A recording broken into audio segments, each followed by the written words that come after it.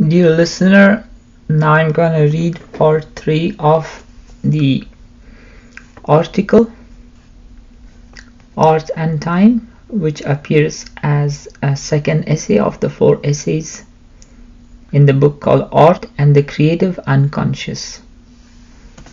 This was written by Eric Newman.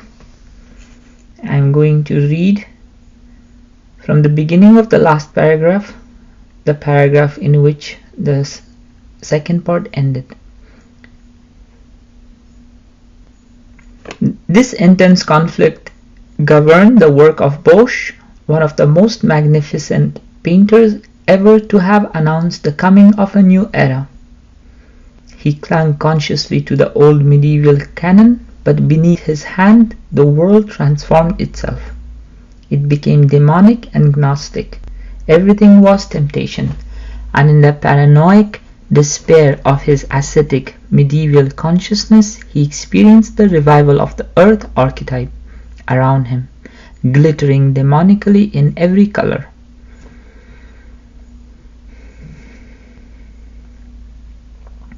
Paradoxically enough, although and precisely because for him Satan, in the form of an owl, had stood from the very first at the heart of creation. His earth transformed itself into an earthly paradise, and all the colors and forms of this ostensibly accursed earthly paradise shine alluringly in a wealth of archetypal and classical ritual symbols, with such beauty that, although he himself did not know it, the curse, like Balaam's, has turned unexpectedly to blessing. In his attempt to represent the demon-infested earth in the earthly colors of his unique palette, the earth magnificently triumphed over his medieval conception. Consequently, for example, his Christ bearing the cross and the Veronica in this painting disclose nothing medieval, but on the contrary point to one of the most modern problems of future generations: the great individual with his soul alone in the mass of men.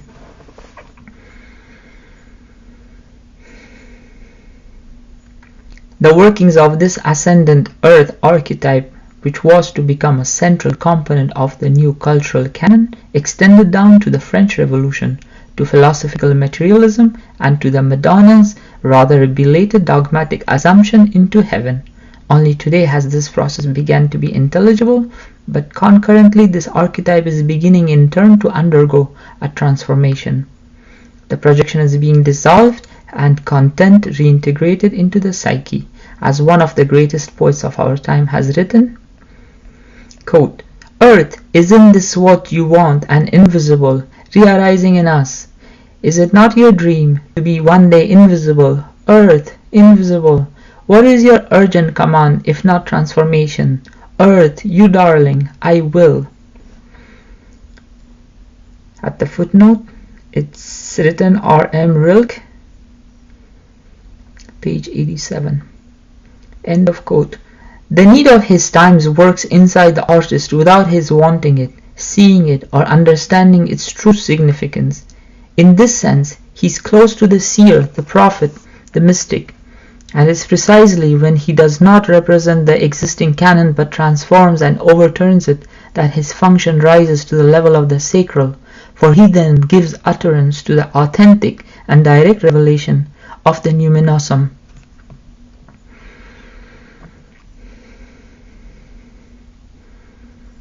The advance of specialization and differentiation has destroyed the closeness of every individual to the psychic substratum, characteristic of the original situation, since culture is in part a safeguard against the numinosum. The representatives of the cultural canon have lost contact with the primal fire of direct inner experience. Nor is this inner experience their function, for they represent the conscious and rational aspect of the archetypal world, the striving to safeguard and secure the artificial cultural shell of life. Consequently, the creative struggle with the numinosum has fallen to the lot of the individual, and an essential arena of the struggle is art, in which the relation of the creative individual to the numinosum takes form. In following the drive of the psychic substratum, the artist fulfills not only himself but also his epoch.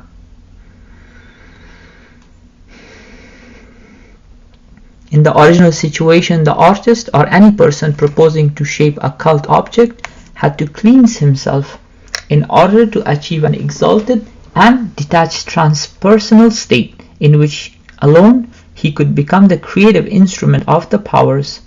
In the original situation, this ritual preparation was undertaken in accord with the collective. To the modern artist, it happens involuntarily. An outsider in society, he stands alone, delivered over to the creative impulse in himself. We know that the creative power of the unconscious seizes upon the individual with the autonomous force of an instinctual drive and takes possession of him without the least consideration for the individual, his life, his happiness, or his health. The creative impulse springs from the collective. Like every instinct, it serves the will of the species and not of the individual. Thus the creative man is an instrument of the transpersonal, but as an individual he comes into conflict with the numinosum that takes hold of him.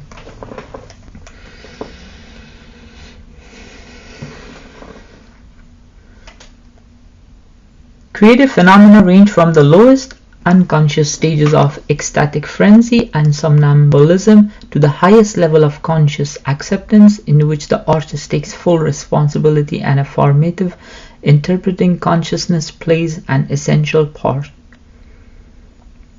A similar conflict dominates the relation of the artist to his collective and his time. If he is driven to compensate for the cultural canon, there is an implication that he has been captured by it and has survived and transcended it in himself. Only by suffering, perhaps unconsciously, under the poverty of his culture and his time, can he arrive at the freshly opening source which is destined to quench the thirst of his time. In other words, the creative man, though often this is not evident, is deeply bound up with his group and its culture, more deeply than the common man who lives in the security of the cultural shell, and even more deeply than the actual representatives of this culture. And because of the predominance of the transpersonal in the psychic substratum of creative men, their psychic field is integral. For although creative men usually live unknown to one another, without influence on one another, a common force seems to drive all those men who ever compensate for a cultural canon at a given time or shape a new one. They all moved in the same direction, though they follow an unknown impulse in themselves, rather than any new road charted in advance. This phenomenon is called simply Zeitgeist, and no further attempt is made to account for it. At a later day, we can analyze and set up all sorts of chains of causality to explain the Zeitgeist, but these explanations after the fact are only in part convincing. Perhaps the least presumptuous of them states that the force which breaks through at one and the same time in philosophy and literature, painting and music, science and politics, and in innumerable creative individuals, the force that sets its imprint on the spirit of any time, is transpersonal and unconscious. Here again, we do not wish to underestimate the role of the consciousness that responds to conscious problems, but we must attach great significance, crucial significance, to the directives of the collective unconscious.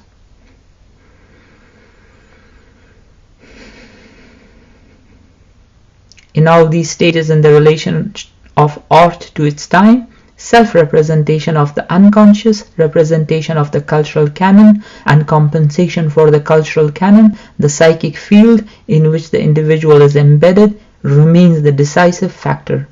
Despite all the changes brought about in the course of human development, the individual's relation to the collective remains his destiny. But in the course of human history, the artist becomes constantly more individualized and loses his original anonymity. As the ego and consciousness develop, the physiognomy of the individual artist is liberated from the anonymity of the current style. The individualization of creative man is the beginning of his individuation, that is, of the last form of relation between art and its epoch. We shall designate this last phase as the transcendence of art. It rests, we believe, on an individual development of the artist which makes him into the great individual, who precisely transcends his bond with the collective both outwardly and inwardly. It is no longer his function to express the creative will of the unconscious or to depict a sector of the archetypal world or to regenerate or compensate for the existing culture out of the depths of the collective unconscious. What is fundamentally new and different in this stage is that the artist here attains to the level of timelessness. And reluctant as we are to use such terms, this stage of artistic creation cannot be characterized without such words as eternity, intuition of essence, and metaphysical experience.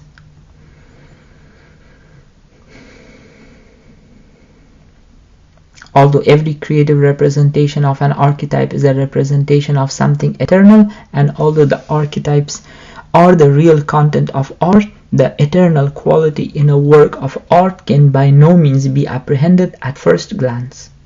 Precisely because art is devoted to such a great extent to the representation of the cultural canon, its understanding requires historical knowledge and orientation in the assumptions of the cultural canon to which the work belongs.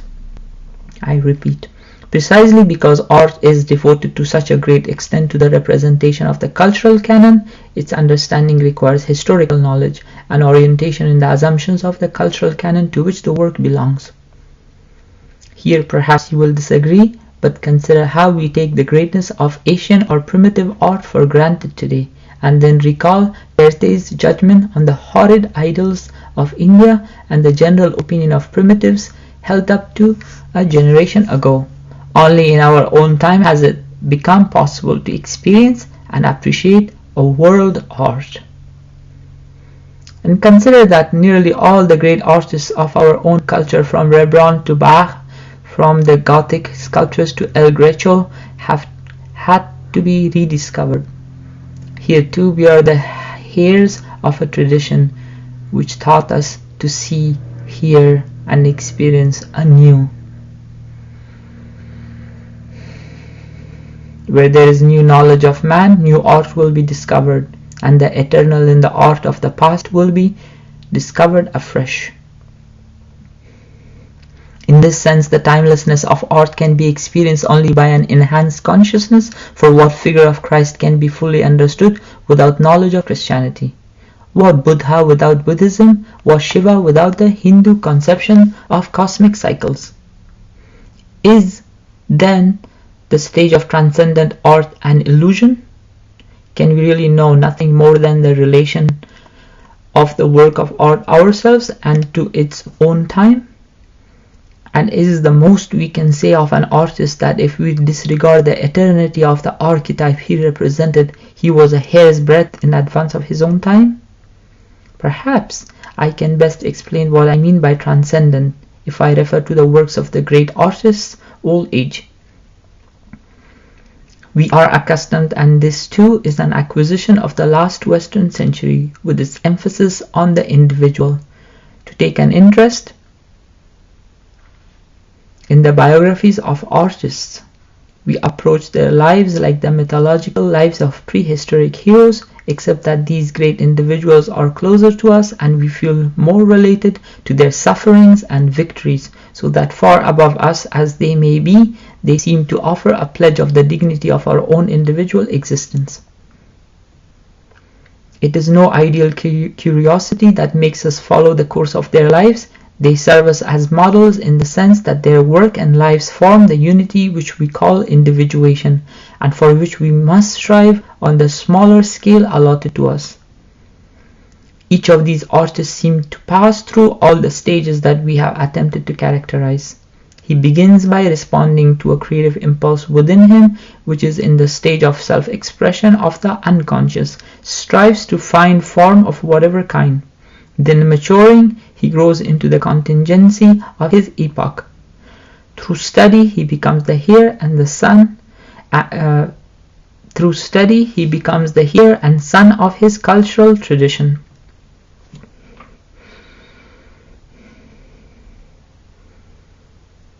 But whether the artist grows slowly away from the tradition of his time or passes over it at one bound and brings the new element the epoch lacked, ultimately, if he does not stop at the stage of representation of the cultural canon, and no truly great artist has ever done so, he finds himself alone.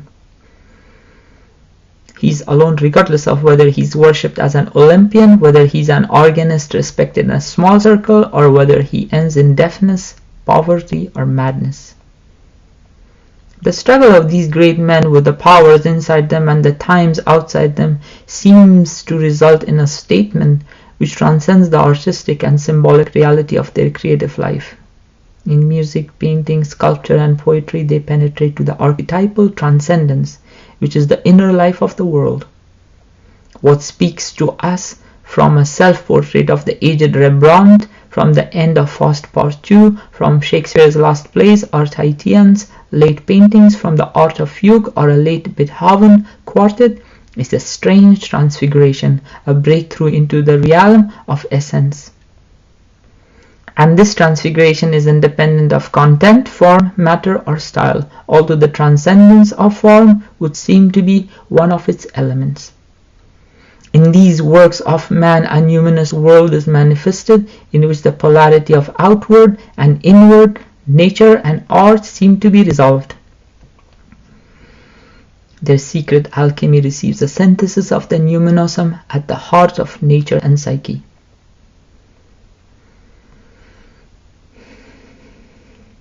These aged masters seem to have attained the image and likeness of a primal creative force, prior to the world and outside the world, which through split from the very beginning into the polarity of nature and psyche is in essence one undivided whole. In the creative solitude of the great old men, the limitations of the epoch are passed over. They have escaped the prison of time and the ego-bound consciousness. We begin to see that the supreme alchemical transformation of art merely reflects the alchemical transformation of the great individual's personality. At first, whether carried along by the powers or resisting them,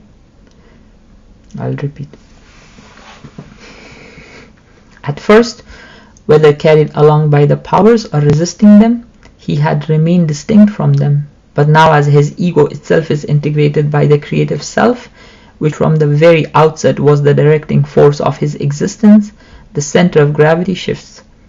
The original tension between his ego, the numinous substratum, and the outside world is annulled, and in the highest form of this transcending art, replaced by a creative act, which is spirit nature and transfigured nature.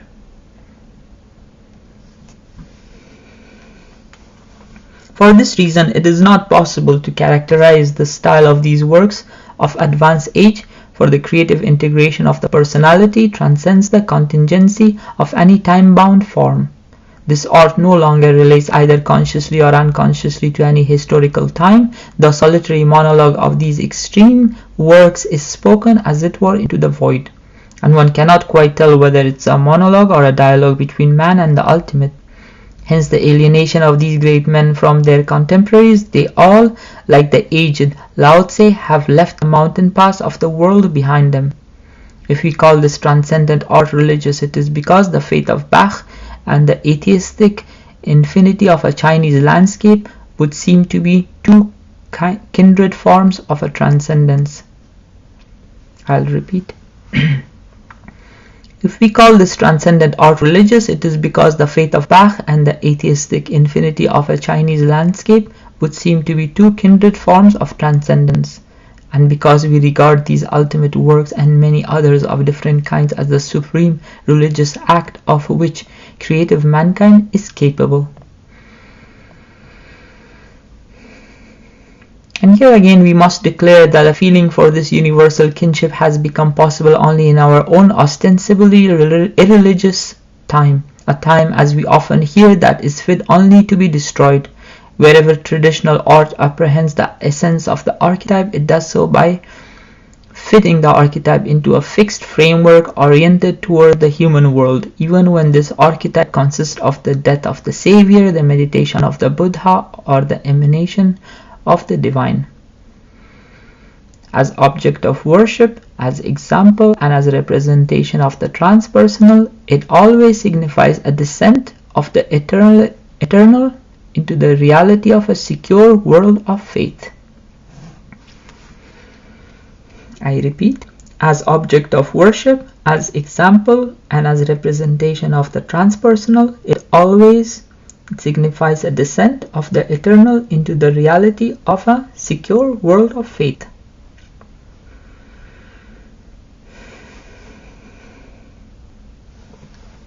But in the rare instances when the phenomenon of transcendence occurs, the transpersonal seems, even though it has passed through the medium of the human, to have achieved his own objectivity. To speak, one might say, with itself, it is no longer oriented toward the world or man, the ego or the collective, security or insecurity. Instead, the creative act which mysteriously creates form and life in nature, as in the human psyche, seems to have perceived itself and to shine forth with its own incandescence. The creative impulse seems to have liberated itself, united on the plane of artistic creation, the self which man experiences within him, and the world creative self which is manifested outwardly, achieve the transparency of symbolic reality.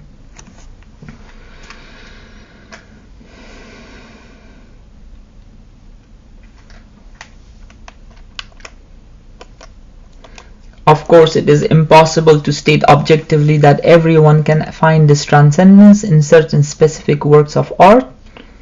It suffices to note that the level exists and it is possible to experience it in some works of art.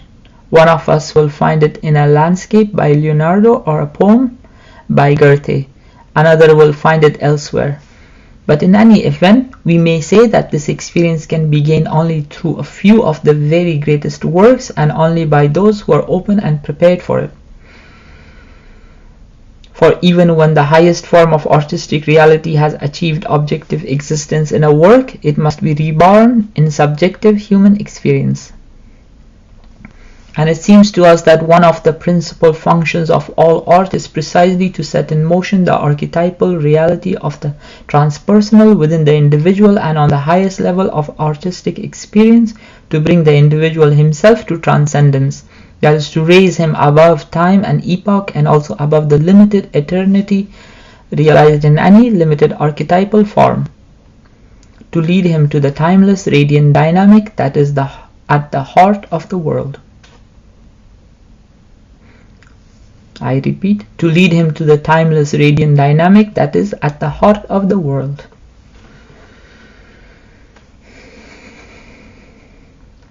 In this sense, the greatest art is a learning to see in the way described by Rabbi Nachman of Bratislava.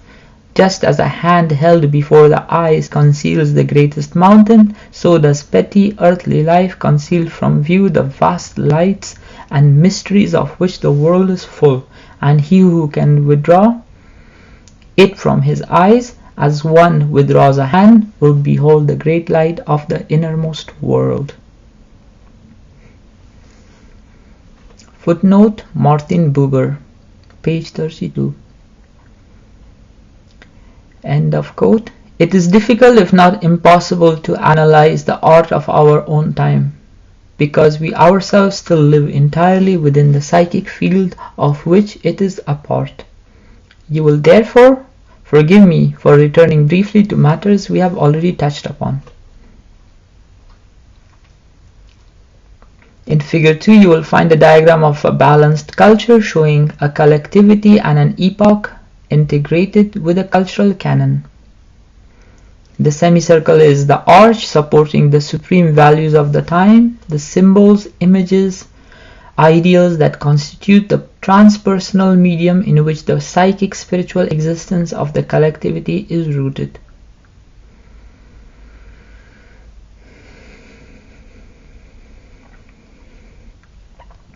An archetype of the collective unconscious is associated with each of these supreme values, and we must say that the depth and force of an archetype, which is perceived through its projection into a supreme value of the cultural canon, are commensurate with the elevation of its position in the celestial arch.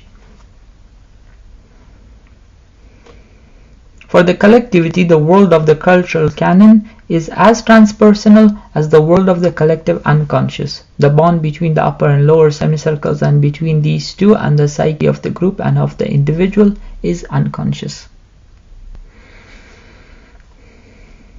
The unity of life in this relatively self-contained sphere is secure and ordered as long as the higher corresponds to the lower. For in a balanced culture, the collectivity and the individual integrated with the group are fed by the forces of the unconscious.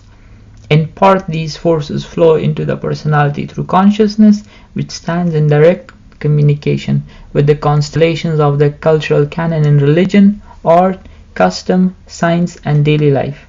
In part, the unconscious is set in motion by the archetypes embodied in the cultural canon.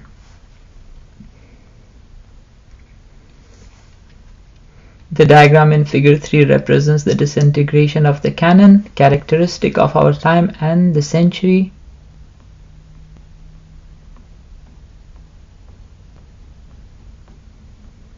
or two preceding it. The equilibrium in the tension of the psychic field has been lost. In my figure, the archetypes forming the canon seem to be fading out. The symbols corresponding to them disintegrate, and the arch collapses because the underlying order has broken down. Just as a hive of termites or bees falls into chaos and panic as soon as the central power vested in the queen is destroyed, here too chaos and panic arise when the canonic order crumbles. The chaos and the attendant atmosphere of doom are by no means diminished by the approach of other archetypes, which may actually have ushered in the collapse of the old cultural canon.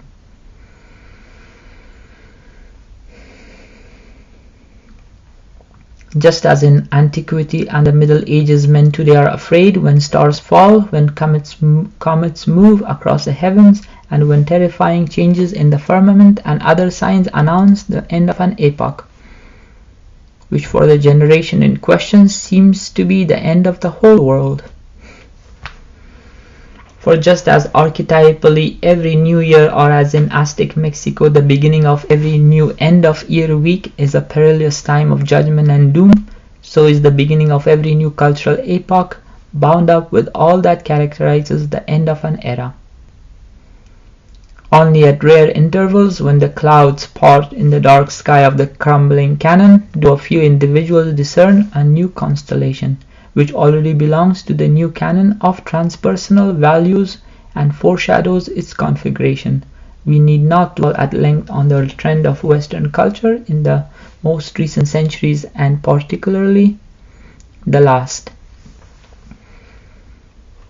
This work of cultural critique has been done by great thinkers, particularly by Marx, Kierkegaard, Nietzsche, and Freud.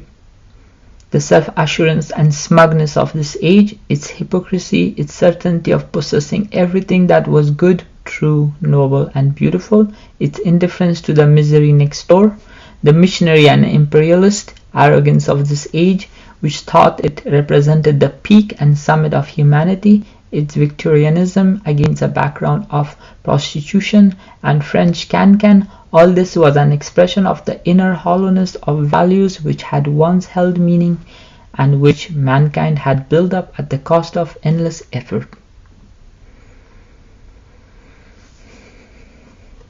Since then, all these stage properties have rotted away. Today, the disintegration of our cultural canon is evident, and it is the general symptoms of this disintegration which characterize our time and its expression in art.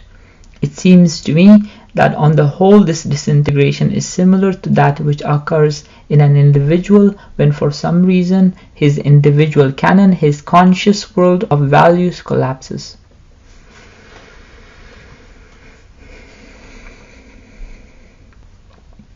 The disappearance of the certainty and security once conferred by the cultural canon shows itself primarily in a sense of isolation of forlornness, of homelessness and alienation, which has vastly increased in the course of the last 100 years.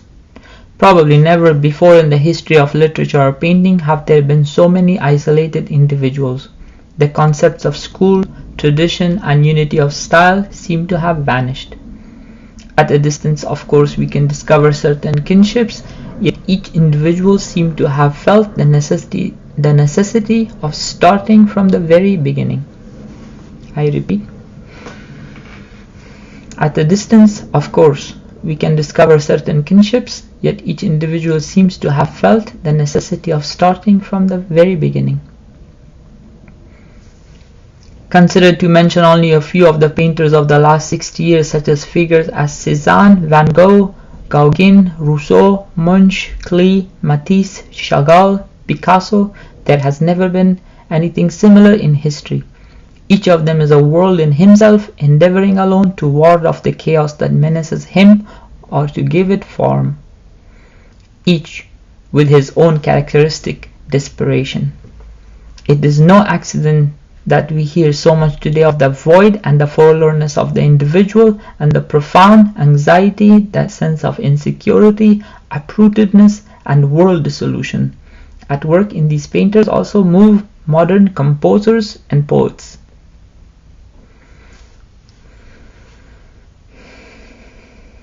True, just as there is still a pre-analytical psychology, there still exists an art that belongs to the day before yesterday. But the false innocence of this pseudo-art, which strives to illuminate life with the light of stars that set long ago, is no less disquieting than the modern art that belongs to our time. To this day before yesterday's beauty, the words of the I Ching apply, quote, "But the superior man dare not decide controversial issues in this way, that is, according to beauty of form." End of quote. And indeed today we are confronted with great and controversial questions. Thus, in our age as never before, truth implies the courage to face chaos. In his Dr. Faustus, in which he embodies the profoundest insight into the character of our time, Thomas Mann says of Leverkusen's Apocalypse, that expression of modern despair, quote, "The whole work is dominated by the paradox, if it is a paradox, that in it dissonance stands for the expression of everything lofty, solemn, pious, everything of the spirit, while consonance and firm tonality are reserved for the world of hell, in this context a world of banality and commonplace." End of quote.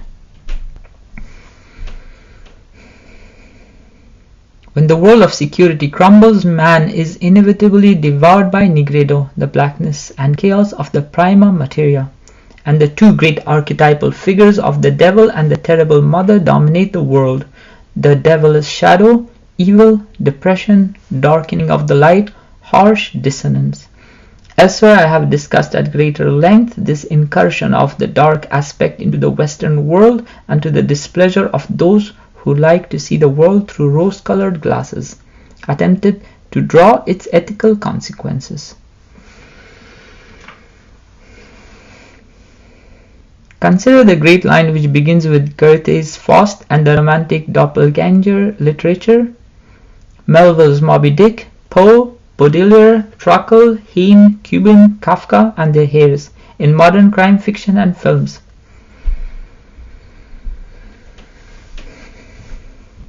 Consider how the dark prophecies of misery, sickness, crime, and madness have been realized, how the black hordes of darkest mankind have shaken the world. Hell, Nigredo, has been let loose, and as in the paintings of Bosch, peoples our reality. Those whom this blackness has almost blinded do not believe that nature is good, man noble, progress natural, or the Godhead a good God. This darkening brings with it dissonance. The beautiful is abandoned for the true, for so-called ugliness.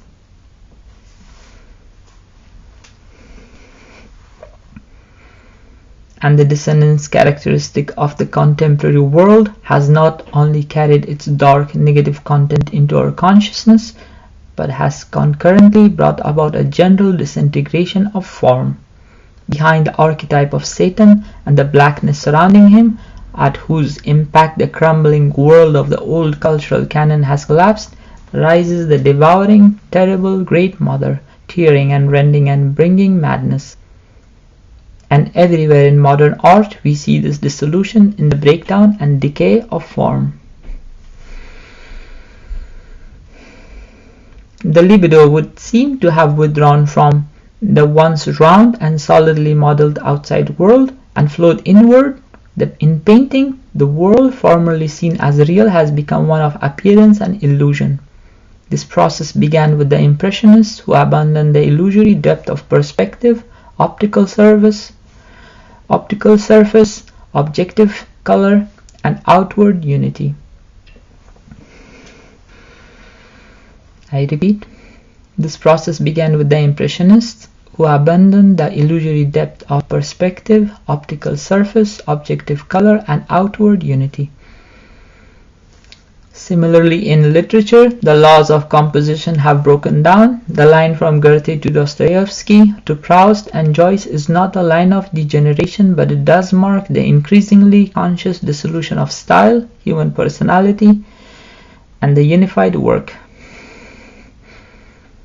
In Dostoevsky's novels, for example, we have no longer a plastic individuality, but a psychic movement which shatters all form, even that of the individual. What he essentially reveals is not any single man, but the numinous powers of the inner world.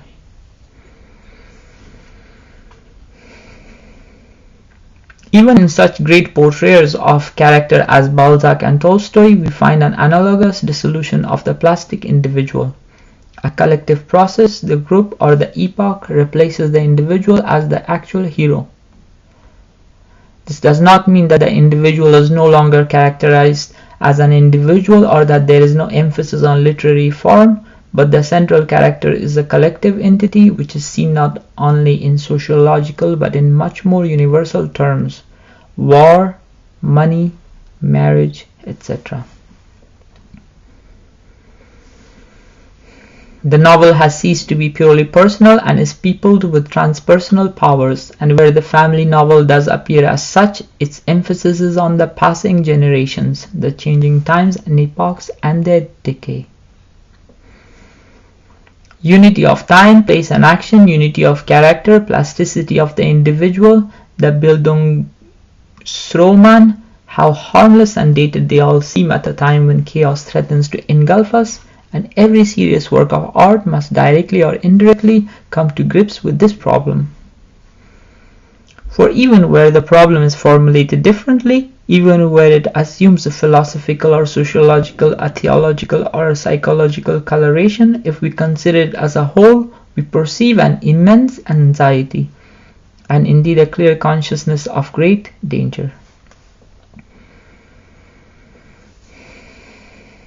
And this was true long before our own epoch of world wars and atom bombs.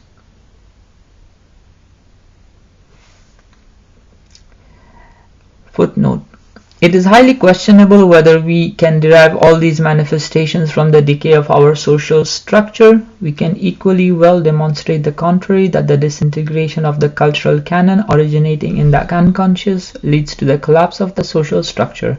More significant than any typologically determined overemphasis of inward or outward causality, in my opinion, is the realization that we have to do with an integral psychic field embracing two worlds in which changes occur simultaneously.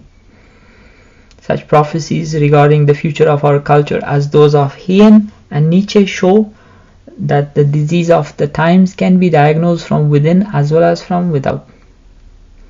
End of the footnote. Main text.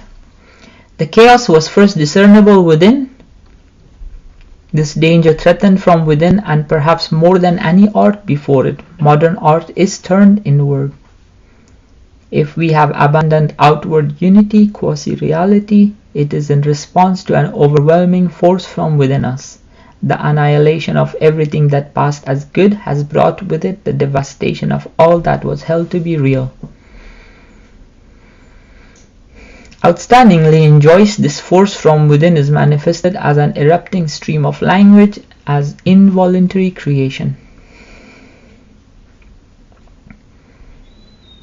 It is at this point that psychoanalysis and depth psychology, which are analogous phenomena from another part of our psychic field, invaded modern art as a whole, not merely literature. They have fructified its development in every sphere. The method of free association is an instrument for the discovery of unconscious contents and their movement, and is also a destroyer of form and of conscious systemization, which now seem a fraud and facade, a figment of the outside world without inner truth.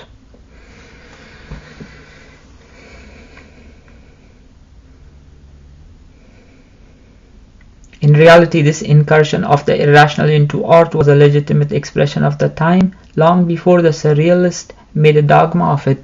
The surrender of conscious control is only a consequence of the disintegration of the cultural canon and of the values by which alone consciousness had oriented itself.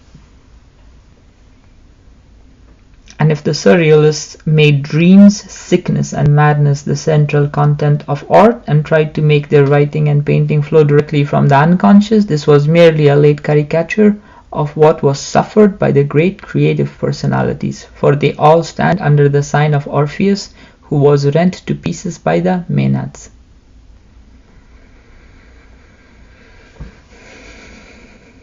And in consequence, the art which expresses our time seems to consist only of fragments, not of complete works.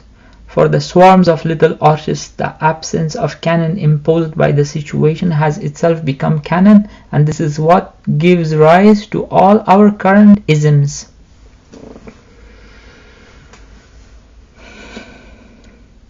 Here again the great men differ from the little. The great artists make conscious use of the situation, dissolving configured outward reality into a stream of feeling and action that, though coming from within, is nevertheless directed. This is equally true of Klee or Chagall, of Joyce or Thomas Mann.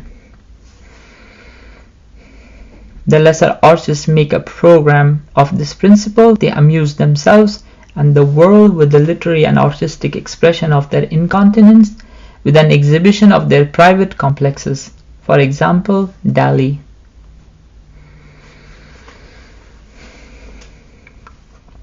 The modern painters of the last 60 years have been captured by a power which threatens to destroy them. These painters are not masters in the old sense, but victims even when they dominate this situation, because the form of the outside world has been shattered and in an identifiable and learnable artistic technique has almost ceased to exist. All these artists suffer the demonic violence of the inward powers, whether they are driven like Munch into solitude and sickness like Van Gogh, into the release of madness like Gauguin, to the distant isles of primitivism, or like Picasso into the amorphous world of inner transformation. The despair and the strain under which they work contrast sharply with the tranquility of earlier artists who felt that they were carrying on a tradition. We find in Cuban and the early Klee the grotesque distortion, the anxiety and distress that come of inundation by the unconscious. We find it in Odilon, Redon, and Ensor, in Lautry and Munch. A sinister quality, a fear of world catastrophe, are apparent not only in the fractured lines of the paintings of Picasso and Braque, but equally in much modern sculpture, with its disorganized fragments of shattered bodies. The dream world of Chirico and the spirit world of Barlach are interrelated, just as they are related to Rimbaud and Rilke to the Magic Mountain, despite its totally different configuration, and to Hesse's Steppenwolf. Over them all stands anxiety, the incursion of Die Endere Siet, the other side, which Cuban intuitively anticipated.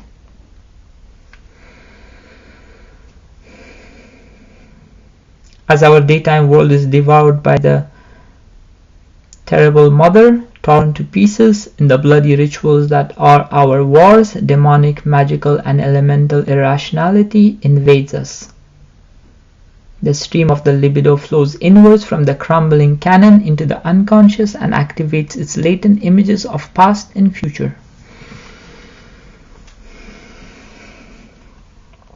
This is why the art of primitive peoples, of children, and of the insane arouses so much interest today. Everything is still in mixture and almost unarticulated. It is almost impossible to render this phase of the world faithfully because we are still in a formless state of creative disintegration, protoplasm, mingling decay, and new birth, amorphous, atonal, disharmonious, primeval.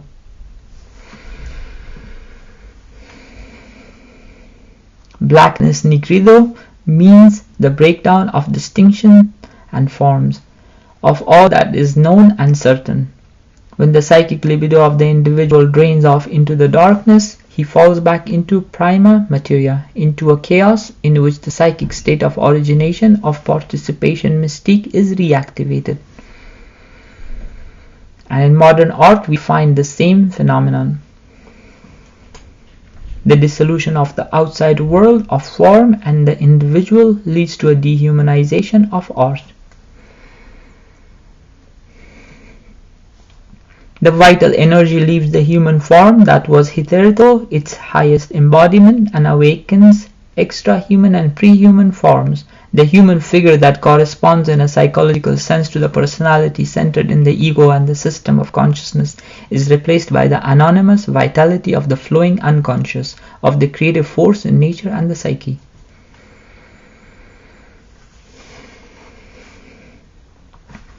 This process is evident in the landscapes of the Impressionists. The transformation begins with the outside world, which becomes psychic and gradually loses its objective character. Instead of painting a segment of the outside world, the artist paints for painting's sake, concerning himself only with the inherent modality of the picture, with color and form. The psychic symbol has replaced the object, but through participation mystique, the psychic symbol has a closer, more effective, and more inward contact with the segment of world to which it relates than a naturalistic, objective picture, dictated by consciousness and made with detachment. We find in modern paintings a strange mixture of unity of world and psyche, in which fragments of landscapes, cubes, circles, forms, colors, parts of human figures, organic and inorganic components, curves, tatters of dreams, memories, deconcretized objects, and concretized symbols seem to float in a strange continuum.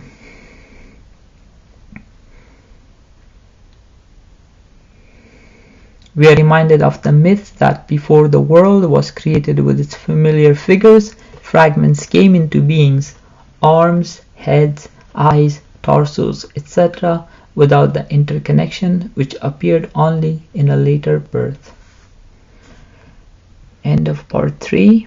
Please listen the next part as well. Please like, subscribe, and share.